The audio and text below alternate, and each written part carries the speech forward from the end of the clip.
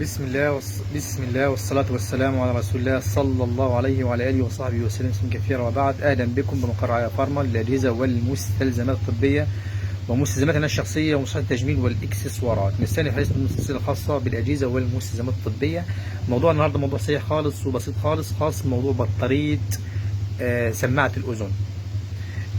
بطارية أو حجارة سماعة الأذن. في سماعات أذن كتير جدا، وكل سماعة أذن ليها حجر خاص بيها. يعني في سماعة بتستخدم حجر رقم 13، في سماعة بتستخدم حجر رقم 312، في سماعة بتستخدم حجر رقم مثلا 675.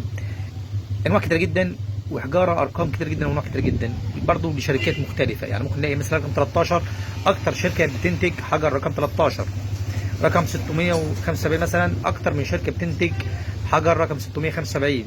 كذلك مثلا حجر رقم 312 اكتر من شركه بتنتج حجر او بطاريه رقم 312.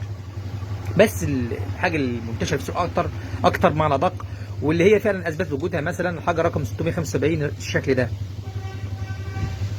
حجر مثلا 13 الشكل ده او الشكل البرتقاني، حجر رقم 312 الشكل ده. دول ابرز انواع الحجاره والبطاريات الخاصه بسماعه الاذن المنتشره في السوق واللي اثبت وجودها. شكرا جدا ليكم، ونلتقي باذن الله تعالى في موضوع خاص بمستشفى طبي جديد او جهاز طبي. ادعوني لله سبحانه وتعالى. شكرا جدا ليكم، والسلام عليكم ورحمه الله وبركاته.